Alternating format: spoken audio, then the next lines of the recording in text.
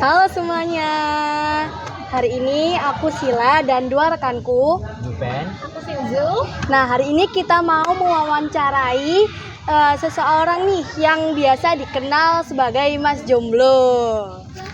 Mas Jomblo ini kan biasanya kan kayak itu kan identik dengan orang-orang yang patah hati gitu. Tapi kali ini kita mau dengerin langsung nih. Kenapa sih Mas kok dijulukin Mas Jomblo gitu? Nah, saya kan kalau jualan itu selalu sasaran saya targetnya adalah seorang mahasiswa. Iya. Karena saya berpikir bahwa mahasiswa itu tujuan awal itu adalah kuliah, bukan percintaan, bukan bucin-bucinan. Nah, akhirnya saya berpikir bahwa anak-anak itu harus fokus kuliah, bukan percintaan dulu. Makanya saya panggil nama Jomblo.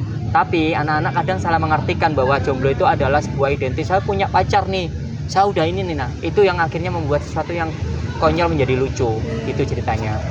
Sangat menarik ya guys.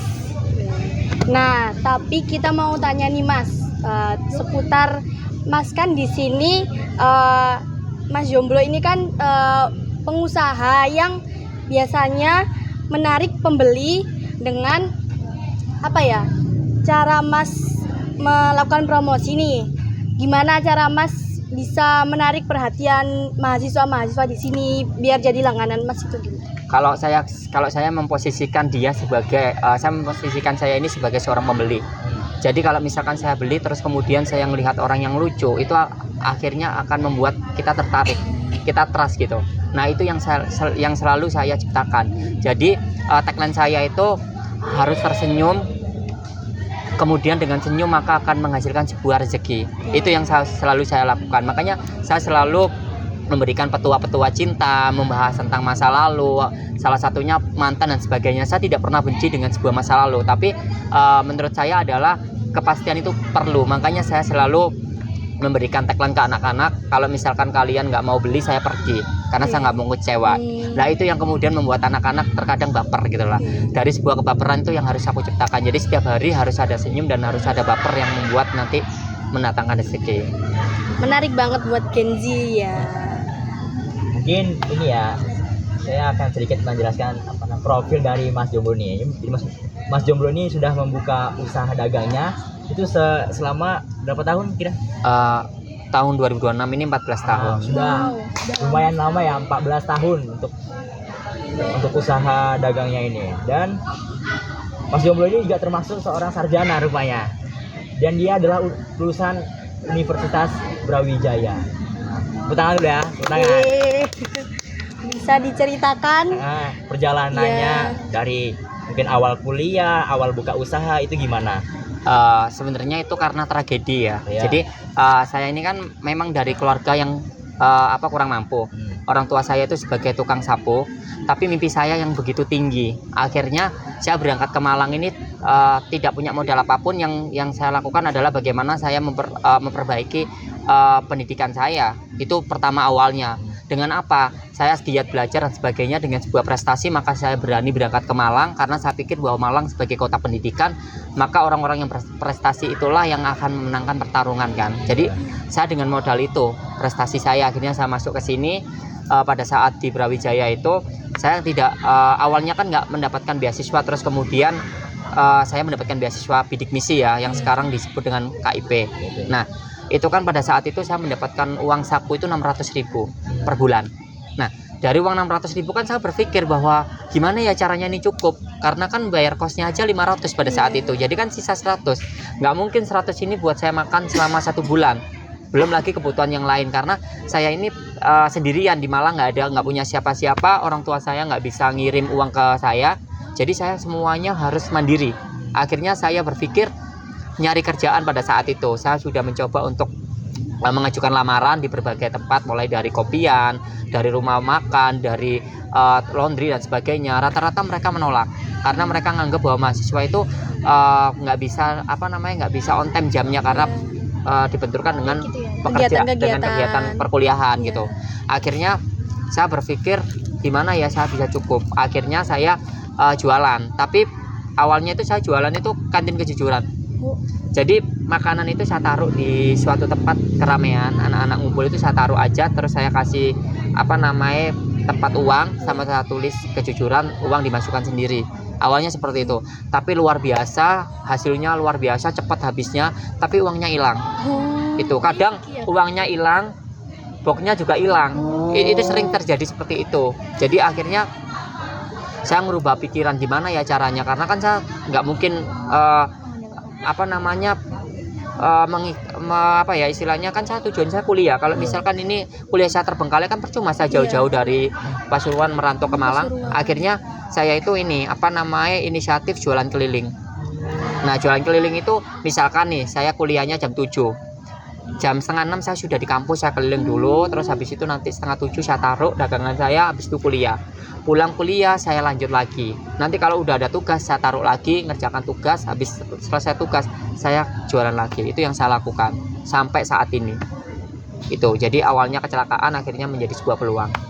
Iya. Seperti itu ya teman-teman. Oh. Dan ada satu lagi nih. Setelah kami riset dari profil Mas Jomblo, ternyata Mas Jomblo ini pernah mendapatkan rekor muri. Nah, sangat luar biasa, tepuk tangan lo.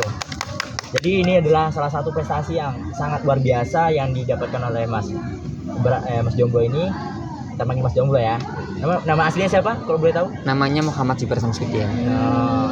Jadi ya Mas Udin atau Mas Jomblo ini ya pernah dapat rekor muri. Kalau boleh tahu bisa diceritakan bagaimana awal mula atau perjalanan bisa mendapatkan rekor muri itu? Kalau untuk rekor muri itu adalah sebuah mimpi saya ya. Mimpi saya adalah nanti ketika saya sudah punya rumah dan saya ingin ada sebuah rekor muri yang itu menjadi sebuah lambang kejayaan saya gitu, karena perjalanan yang panjang akhirnya menorehkan sebuah prestasi, sehingga ini menjadi ingatan yang nggak bisa saya lupakan gitu. Nah, akhirnya saya melakukan jualan terus dan sebagainya. Terus banyak lagi orang-orang yang ngelirik saya, mulai dari media dan sebagainya, mahasiswa dan sebagainya. Akhirnya ini menjadi sesuatu yang viral, diupload di TikTok dan sebagainya, karena strategi-strategi yang saya lakukan ini mengundang kontroversi gitu. Ada yang memang membenci karena mereka nganggap bahwa terlalu membahas tentang isu tentang percintaan dan sebagainya. Ada yang memang senang karena lucu dan sebagainya. Tapi dari hal-hal keduanya ini kemudian saya tangkap sebagai sebuah peluang. Akhirnya pada saat genap 10 tahun pencapaian jualan saya ini 10 tahun, maka saya mengadakan acara anniversary yang dimana itu mengundang anak-anak yang lain, follower aku untuk mengikuti acara pencapaian rekor muri. Nah, yang saya daftarkan di rekor muri itu adalah penjualan risol mayo, karena risol mayo saya yang saya jual itu bisa mencapai 10.000 dalam waktu sehari pada saat itu. 10.000 dalam waktu sehari rekor muri. Nah, itu semua tidak lepas dari adanya customer yang memang mencintai saya, follower saya itu. Jadi itu akhirnya tembus. Nah, yang unik lagi yang dilihat dari rekor muri itu menjatuhkan rekornya kepada saya karena strategi pemasaran. Saya adalah orang yang tidak menggunakan sosial media dalam membranding diri saya, karena saya pikir bahwa bukan saya nggak mau mengikuti perkembangan, bukan kapten dan sebagainya, karena saya punya pilihan. Saya pikir bahwa privasi itu penting. Saya pingin kenyamanan, ketenangan, dan saya nggak diganggu oleh siapapun. Karena terkadang kan manusia itu ketika dikritikin hal-hal yang terkadang kritikan itu nggak benar, kita itu emosi. Nah, saya menghindari hal-hal yang membuat saya itu dengki atau saya marah. Lebih baik saya menutup itu gitu loh, tapi tidak menutup kemungkinan bahwa suatu saat juga akan menggunakan itu. Nah, hal itu yang kemudian menjadi nilai plus dari saya gitu loh. Kok bisa seorang penjual yang tidak menggunakan sosial media tapi selalu trending dan banyak fan-nya gitu loh. Itu yang membuat rekor muri akhirnya menjatuhkan pilihan saya mendapatkan rekor sebagai strategi inovasi kekinian gitu. Itu yang saya ciptakan. Luar biasa banget sekali ya Mas Jomblo ini. Tapi denger tuh Mas Jomblo ini pernah diundang di acara TV ya Mas? Iya nggak sih? Kan pernah denger nggak sih? Pernah. Kalau nggak salah hitam putih. Yang jadi komposer itu nggak sih? Iya. Itu gimana Mas? Kok bisa gitu? Kok bisa diundang di televisi? Oh, itu awal mulanya kan saya jualan. Ada salah satu cewek sama cowok pada saat itu duduk. Terus kemudian saya memberikan sebuah petuah, sebuah kata-kata wejangan lah kalau orang Jawa bilang.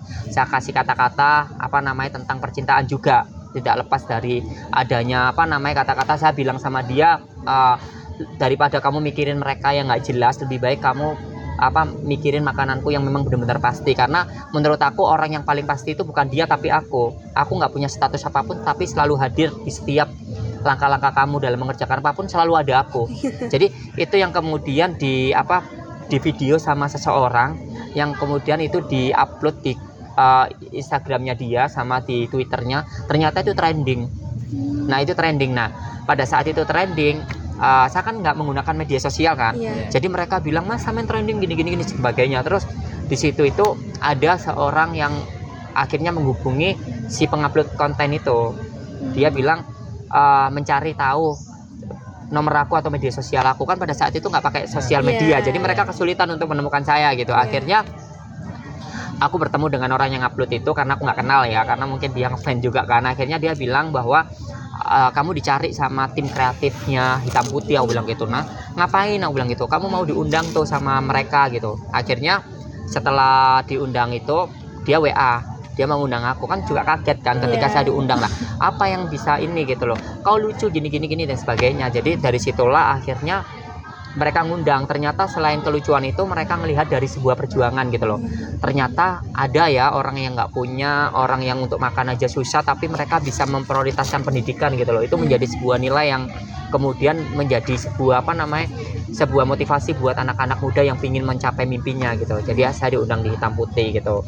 Nah setelah saya diundang di Hitam Putih, tidak hanya Hitam Putih, ternyata ada lagi rentetannya. Saya diundang di ini talk show, terus diundang di Brownies, terus sebenarnya ada media-media lain, televisi lain pada saat itu yang mau ngundang, tapi saya tolak karena pada saat itu saya kan sudah di 3 hari setelah kepulangan saya dari Jakarta itu saya langsung harus ngisi materi, pada saat itu ngisi di teknik, ngisi tentang PKM, terus diundang lagi di seminar-seminar di berbagai kampus juga. Jadi saya akhirnya mundur dan milih kampus-kampus itu kan mereka sudah ngontrak lebih awal kayak gitu.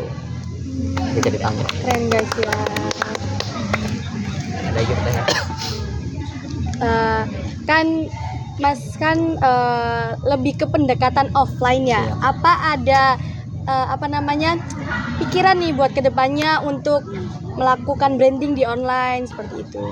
Kalau saya sih sebenarnya ya, saya lebih nyaman offline itu karena apa? Karena saya itu sebenarnya orang yang lebih suka banyak berkomunikasi, maksudnya lebih suka dekat dan ngomong secara langsung sama seseorang daripada melalui media sosial yang aku nggak tahu orangnya seperti apa gitu loh. Lebih seneng gitu loh dengar cerita mereka, terus kemudian aku berbagi cerita atau aku melihat perkembangan, aku lebih seneng. Sebenarnya jualanku itu tidak hanya jualan, tapi aku seneng lihat mereka, jadi mengingatkan masa-masa di mana saya dulu kuliah dan sebagainya. Apa yang saya dapat ini kemudian saya tularkan ke anak-anak, saya kasih motivasi, saya seneng gitu loh. Itu yang membuat saya bertahan gitu loh. Sebenarnya kalau misalkan saya pikir-pikir saya bisa kerja dengan yang lain, tapi saya lebih seneng ketika bertemu dengan orang banyak gitu. Itu hobi saya gitu. Jadi itu yang membuat saya terus bertahan. Tapi kedepannya juga mau nggak mau harus dituntut untuk mengikuti perkembangan, karena sekarang kan memang eranya digital marketing ya. Tapi saya tidak langsung meninggalkan yang offline, karena offline itu menjadi nilai plus yang memang menjadi tagline saya yang dikenal oleh orang. Jadi ke depan juga main ke sana, tapi saya masih riset, karena saya orang yang tidak langsung gegabah memutuskan sesuatu. Saya harus riset dulu cara, strategi, kemudian bagaimana cara mainnya, produk apa yang dijual dan sebagainya. Karena saya nggak tipe kalau orang adalah lebih baik kita itu menghabiskan waktu banyak untuk belajar yang matang, terus akhirnya kita menciptakan. Terlambat nggak apa-apa, tapi menghasilkan yang luar biasa. Itu saya gitu. Nah saat ini saya masih proses pendalaman itu. Jadi untuk bermain digital marketingnya. Terus kalau aku boleh tahu nih Mas, apa Mas itu cuma di kampus-kampus kayak apa ya? Tujuan kayak pembelinya itu apa ada selain anak-anak kampus gitu? Kan saya kan jualan itu Senin sampai Minggu. Kalau Senin sampai Jumat itu memang pasarnya lebih mengarah ke mahasiswa. Terus yang kedua, saya jualnya di liburan hari Sabtu Minggu, itu lebih ke ibu-ibu, lebih ke market pasar umum. Nah tapi keduanya mempunyai tantangan yang berat. Kalau misalkan di mahasiswa, tantangan terberat kita adalah kita itu terkadang itu bertemu dengan manusia yang sama, monoton gitulah. Kadang kita capek sendiri apalagi nanti kita keliling ke satu orang terus orang yang sama dan sebagainya. Nah, beratnya adalah bagaimana menciptakan suasana supaya mereka nggak ngerasa jenuh dan bete ngeliat saya gitu. Saya juga sebenarnya kalau ditanya saya capek, lebih capek saya daripada kamu ke saya gitu loh. Tapi ya gimana, yang namanya suatu perjuangan gitu lah. Kita harus sering menciptakan suasana-suasana baru gitu loh. Itu yang paling susah. Nah, di situ kalau untuk tantangan mahasiswa. Tapi kalau tantangan kayak emak-emak dan sebagainya, orang-orang umum, tantangannya itu adalah menyambungkan sebuah guyonan. Kan saya selalu menggunakan sesuatu untuk pemasaran, selalu bercanda dulu kan. Nah, memilih topik yang akhirnya masuk ke dalam ranahnya dia itu tidak mudah gitu loh. Tapi ya sering saya gunakan candaan-candaan tentang mantan dan segala macam. Tapi itu menjadi sesuatu yang lucu buat mereka, karena saya awalin semoga mendapatkan jodoh, itu selalu saya kasih ke mereka gitu loh. Lah akhirnya mereka marah, kan saya udah nikah, kenapa saya harus doakan ini gitu. Nah, akhirnya saya jawab bahwa jodoh itu tidak hanya sebuah percintaan, tapi bisa rezeki, momongan. Nah, itu yang selalu ini. Jadi beratnya itu di sana. Yang kedua, kadang sensitifnya mereka lebih tinggi, sama daya belinya mereka itu nggak secepat mahasiswa gitu loh. Kan mereka lebih suka makan berat dibandingkan makan makanan kue tradisional gitu lah. Ini yang keduanya memiliki tantangan yang harus ini gitu, harus dikolaborasikan kayak gitu.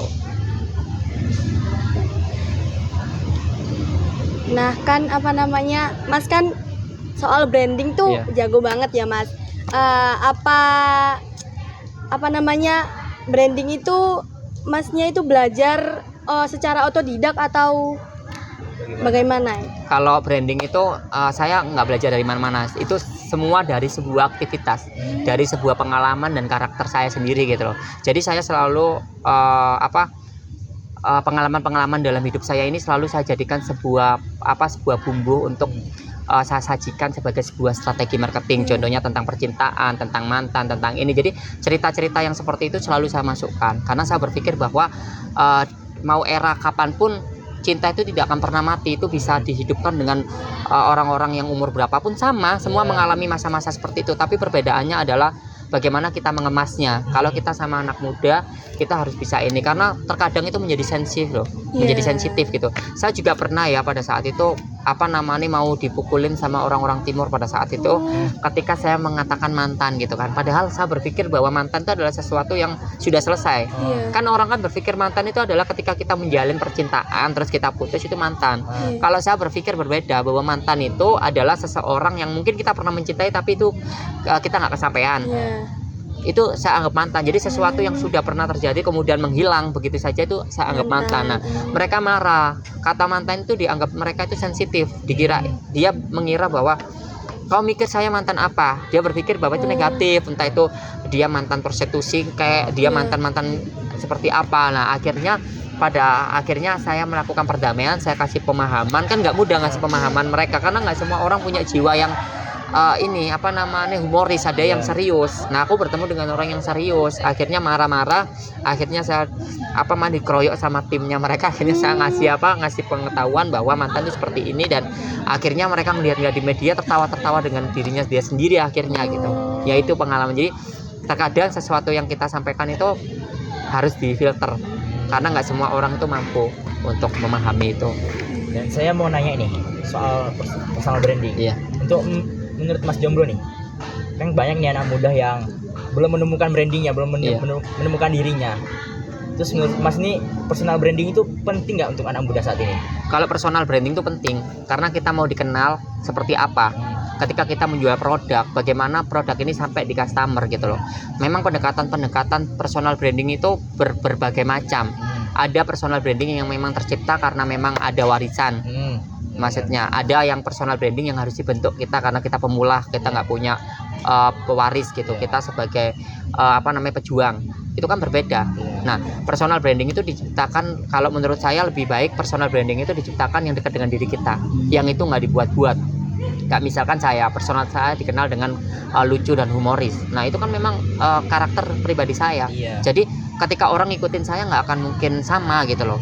Nah, saya ngerasa nyaman ketika seperti itu. Nah, ketika saya harus menggunakan branding dengan cara-cara seperti monoton, saya nggak bisa, karena itu bukan karakter saya lah. Menurut saya anak-anak muda saat ini adalah untuk membentuk personal branding lebih baik karakter-karakter kalian yang kalian lihat, apa yang bisa dijual, apa yang bisa ditonjolkan, itu yang menjadi sebuah nilai yang harus ditampilkan gitu. Nggak usah ngikut-ngikutin gaya orang-orang saat ini, karena lebih dekat dengan diri kamu maka kesuksesan juga akan ngikutin gitu.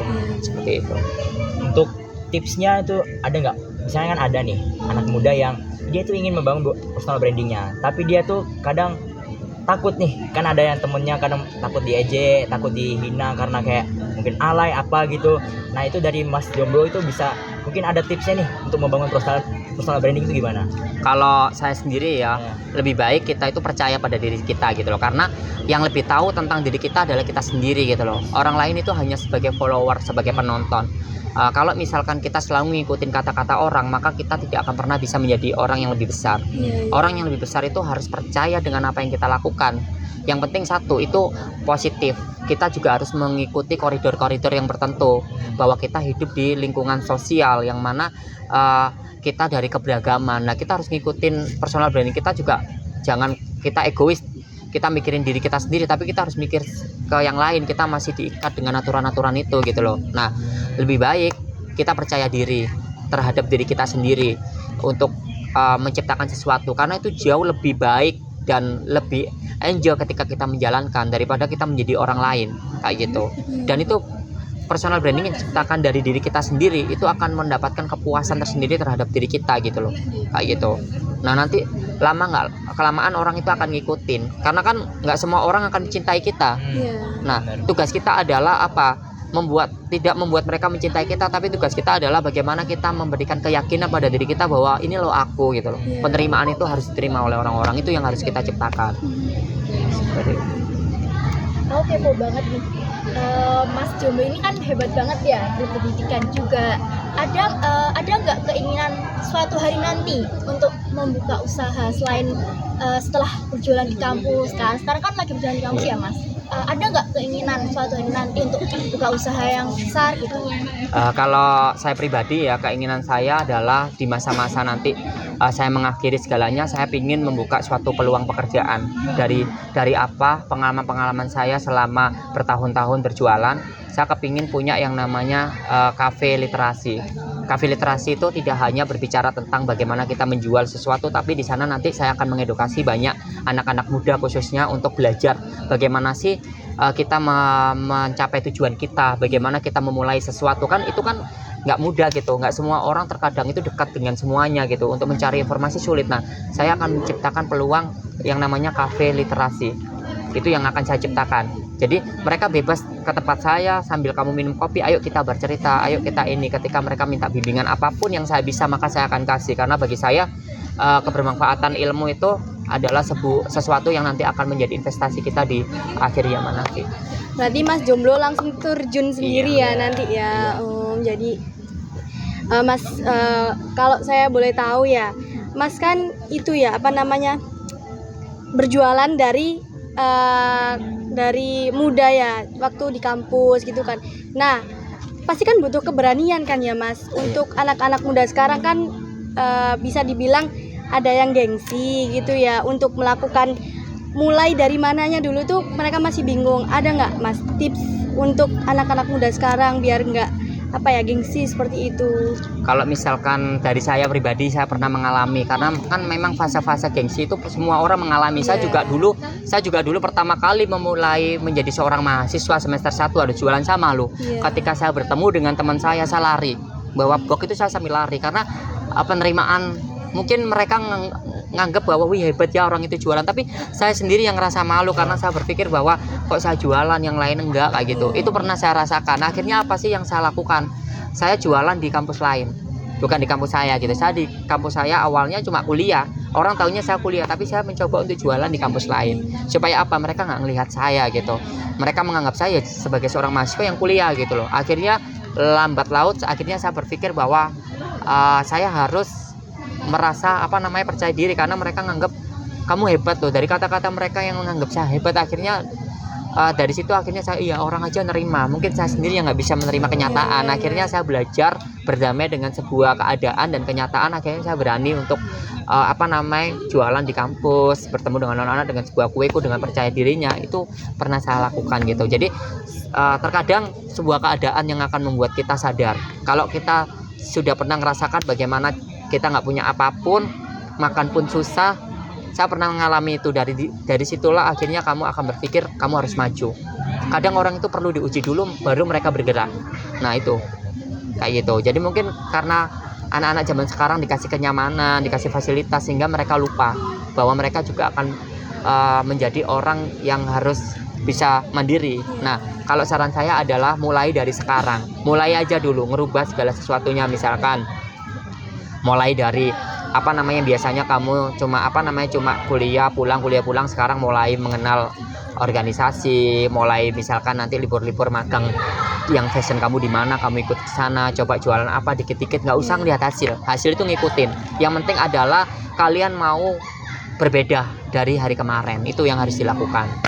Ambil ilmunya. Iya, ambil ilmunya, itu penting. Dengan ilmu nanti kau bisa jadi besar. Dan untuk tantangan terberat ketika berkuliah sambil berjualan itu apa ya kira-kira Mas? Masalah waktu. Ya. Yang kedua, kuliah beda dengan sekolah. Ya. Kalau sekolah kan waktu bisa ditentukan. Ya. Ketika kita masuk jam 7 pulang jam 1, oke lah, itu oke, jam 2 kita bisa jualan. Ya. Tapi pada saat kita kuliah, kita tidak mengenal waktu yang saklek. Ya. Kita bisa aja jam 7 kita kuliah, ternyata dosennya ada kegiatan di luar yang kuliahnya harus di make up kelas, dipindah kelas dan sebagainya. Itu yang paling susah. Menyesuaikan waktu, kita kan nggak pernah tahu. Gak pernah tahu, itu yang bikin susah. Nah akhirnya yang terjadi adalah apa, kita harus punya strategi gimana caranya nanti ketika terjadi seperti itu kita masih bisa jualan. Itu yang paling susah. Awal-awal mungkin ngerasa down gitu loh. Pada saat kita mau jualan ternyata kuliahnya itu ada tambahan kelas, akhirnya nggak bisa kejual sampai tak kasih ke panti, dan akhirnya belajar dari segalanya itu akhirnya bisa beradaptasi gitu. Kayak gitu. Bertahun-tahun banget nih Mas Jomblo ini jualan. Pernah nggak ada di titik dimana itu kayak nggak laku, atau tantangannya waktu berjalan itu kayak waktu itu nggak laku atau lakunya sedikit, itu pernah nggak Mas? Kalau alhamdulillah ya selama saya jualan itu mesti laku. Jarang saya nggak laku karena saya itu selalu berpikir ya, saya selalu menanamkan konsep dalam hidup saya yang diajarkan oleh orang tua saya. Ketika kamu bangun dan kamu mau berjuang, maka selalu ingat bahwa Allah menyertai di situ. Jadi istilahnya kalau kita sudah meragukan sesuatu maka itu hasilnya seperti itu. Jadi saya ketika mau berangkat saya selalu ngepas, oh ya yakin bismillah semoga Allah ngasih rezeki. Karena prinsipnya kalau misalkan itu menjadi rezeki maka akan kembali ke saya. Ketika itu nggak menjadi rezeki maka akan lari kemana. Nah itu yang selalu saya tanam. Itu yang membuat keberhasilan saya di setiap jualan saya selalu habis. Karena itu tadi, selain keuletan adalah saya selalu meyakini bahwa Allah sudah mempersiapkan semuanya. Jadi saya berpikir positif aja. Itu yang saya lakukan. Mungkin tantangan terberat saya bukan itu. Tantangan terberat saya mungkin adanya sebuah perubahan-perubahan yang akhirnya terkadang kan kita nggak boleh jualan nih. Saya pernah tuh jualan di rumah sakit sama sapam, nggak boleh kan, diusir kan dan sebagainya. Itu tantangan gitu loh. Tantangan gimana sih ketika diusir sama mereka nggak bisa jualan. Nah aku jualan kemana? Nah itu pernah titik terendah pada saat kita ke sana kita diusir, ke sana kita diusir, ke sana kita diusir. Nah itu adalah titik terendah. Tapi saya biasanya ketika saya berada di titik itu adalah saya duduk dulu, saya mengenang memori-memori di masa-masa lalu, terus kemudian saya ingat lagi tujuan saya. Pada saat itulah akhirnya saya mulai bangkit. Saya keliling-keliling ke kafe-kafe, saya pindah haluan ke pasar, kemanapun. Nah itu deh, karena saya pikir hidup itu butuh sebuah strategi untuk mencapai kemenangan gitu loh. Ada ujian, itu menjadi bumbu yang membuat kita semangat, dan tujuan itu yang membuat kita harus mencapai itu. Itu yang membuat saya nggak akan pernah mati ketika saya dihantam dengan sebuah permasalahan-permasalahan.